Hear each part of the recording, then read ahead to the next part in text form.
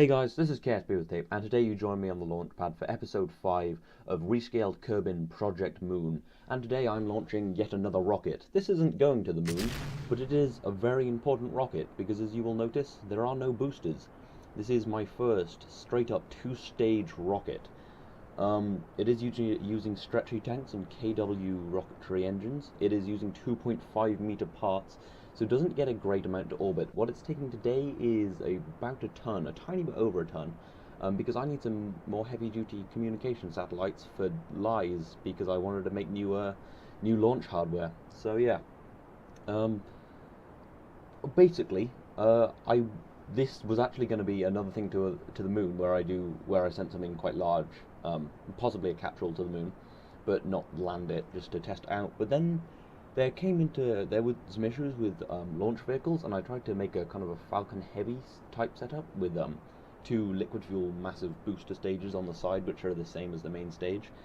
But then I realized I don't have something that functions like Falcon 9 in that it does what you're seeing right now, is that it gets to orbit with just two stages and no boosters. So I had to develop that first, and this is my first attempt, something I would call similar to the Falcon 1 or Rigel 1 or whatever they're called,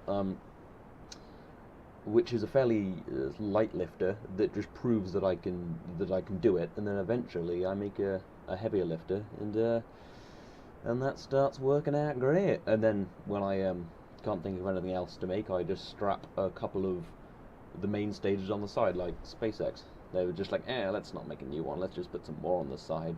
No, but it's really cool. Ooh, and in awesome freaking Falcon Heavy news, I was looking on the website, and because on their website, on all their launch vehicles, they have payload to low Earth orbit, payload to GTO, and it's like, oh, that's great. And then on the Falcon Heavy, there's payload to Mars, which is 13 tons, by the way. That's 13 tons to Mars. Whew. Just an estimate right now, I presume, but you know. Anyway, what's happening in the game? Well, we have started our gravity turn. I did actually tilt over like a lot more fairly early for now, this time, but I am pointing up. We're kind of keeping it pointing more upwards, to put it technically. So I gained some altitude, because I don't want to be spending too much time in the low atmosphere. That is a very hard thing to balance in the real sized Kerbin, and I'm still not fully sure how it's best to balance. How it's best to balance it, whether you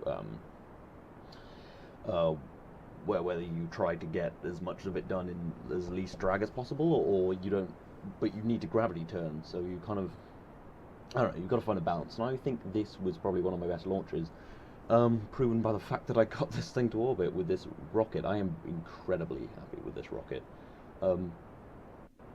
And this is about to burn out, but it has done admirably. This stage has brought us, will bring us up to over 2 kilometers a second, which is about where we need to be, because the top stage has a lot of delta V. I've put a lot into the top stage. There you go, ditch that, nice big explosion, nothing bad, just a few bearings, and igniting the 3-engine setup I've used in a great deal of my rockets. This is about as efficient as I can get it for a light launch vehicle.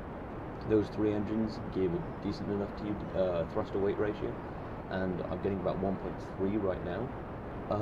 I'm not sure how you should really scale thrust to weight ratios. It's been pointed out to me that it should be much lower than I do, but then I always end up just going over Apple apps, and that's something you gotta not fall back to earth without pointing directly up. I mean, you gotta find a balance, and this is what I've based a lot of my rocket designs on, Falcon rockets, especially Falcon 9, which, well, it uses 9 Merlin engines for the first stage and 1 for the top stage, so that's about a ninth the power, and that was a 1900 kilonewton engine, and this is about 360 kilonewton. So what's that? Yeah, it's fairly similar. I mean, anyway, but now we're ditching the fairings, and you can see the nice kind of flat pack probe. Well, not probe, satellite. They're effectively the same thing. Well, actually, no, that's not true, because, I mean, you can send a probe to not orbit something, but if it doesn't orbit, then it's not a satellite. Anyway, and the mass is dropping to around 20 tons. Yeah. I have actually been designing a crazy amount of launch vehicles. This is the one I'm most impressed with, even though it only gets a ton to orbit, and I have put satellites in orbit with much smaller launch vehicles. But the very small launch vehicles at the start of this series kind of put very light satellites, like the kind of ones made out of those octagonal struts, which weigh effectively nothing. Not effectively nothing, they weigh quite a bit, but they were very light satellites. And this is a fairly realistic rocket, because I did get about 5 tons to orbit with the rocket was the cross-fed boosters that like broke off on asparagus staging. But that was a bit cheaty, really. I kind of find them, yeah, they're great for Kerbal space program, but you can't really do that in real life. You can't just cross-feed lots of little outside tanks to other outside tanks. And it'd be great if you could, that'd be wonderful. But the closest thing I think we have is the Falcon Heavy, and that's just a prototype right now, really, where the two main tanks, two big tanks cross-feed into the other one, into the central one. Although they don't actually always. For stuff under 42 tons, they don't cross-feed, they just throttle down the main stage until they need to switch it up, until they drop the main boosters, drop the boosters. I keep calling them main boosters, that makes no sense, until they drop the boosters and switch to the main stage. But anyway, I kind of left this pointing slightly up until it got to a point where I stopped getting closer to the apoaps, and then what I do then is slowly point it down and keep it pretty close to the apoaps, but not getting like really close to it. So every time I point it down, I lose about a second, and then gain it back, then put it down. I just kind of try and balance it. It's probably not a brilliant way of getting to orbit, but you know, as is my burden. But anyway, something I have noticed is that fairings are incredibly heavy. I hadn't checked the mass before, but they are ridiculously heavy. It really has some mass, but because I'm using Ferrum Aerospace, you really do need them, or it's a bit unstable. And you may notice that we are a kilometre off our orbital velocity, a kilometre per second off our orbital velocity. We only have 100 litres of fuel left.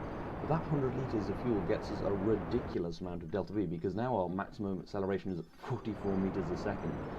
If you just looked at the fuel, you would be really worried, as I always am. But anyway, we have just got to that point where the apoaps jumps away from us, and I've throttled down in my panic. Well, cancelled the throttle in my panic, which would be a bad move in a real rocket.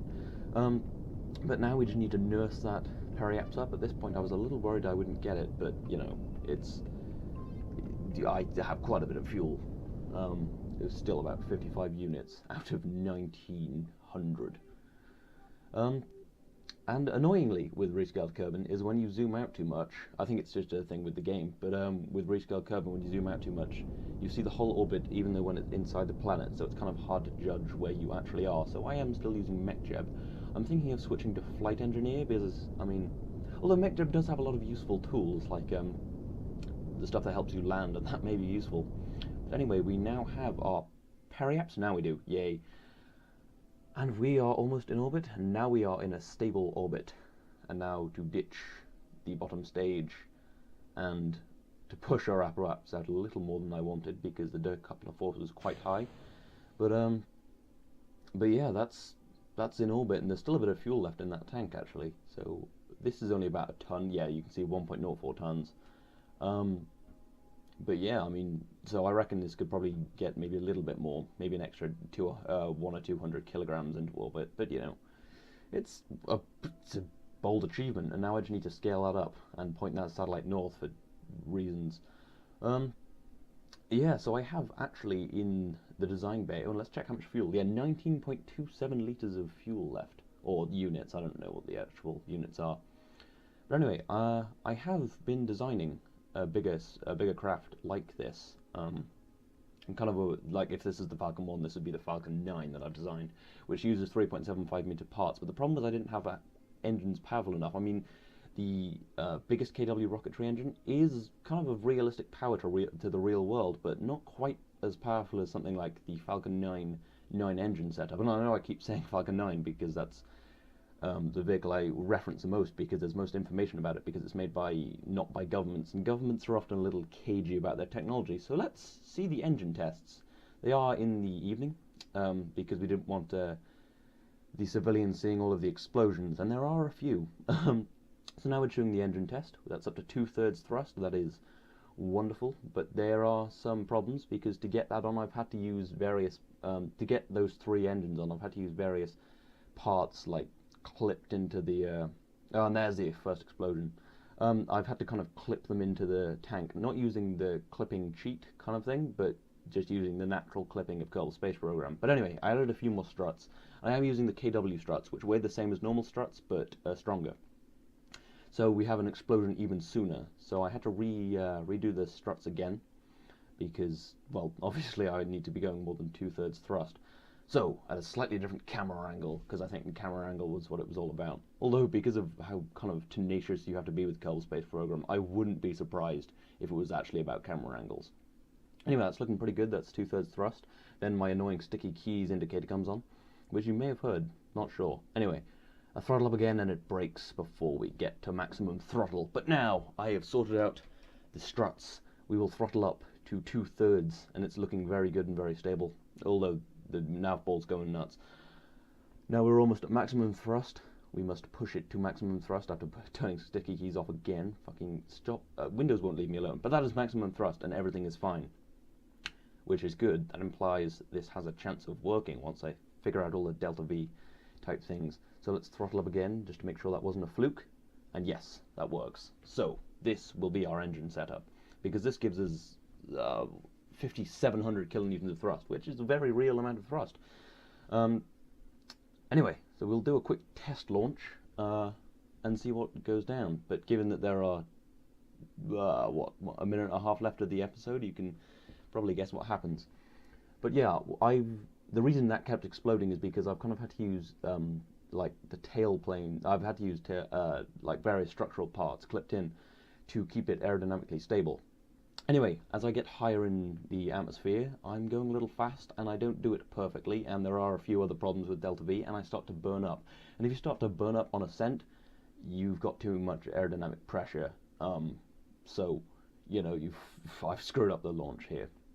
So, I didn't even attempt to get into an orbit after this stage is ditched, because it just wouldn't have worked. And I kind of was a little tired of flying these god-awful spacecrafts by now. But, you know, I am hoping this will work, and I'm wondering where I'm going to put it in, because in a little over a week, I'm going to be in Mexico for 2 weeks, so I need to get some pre-recording done.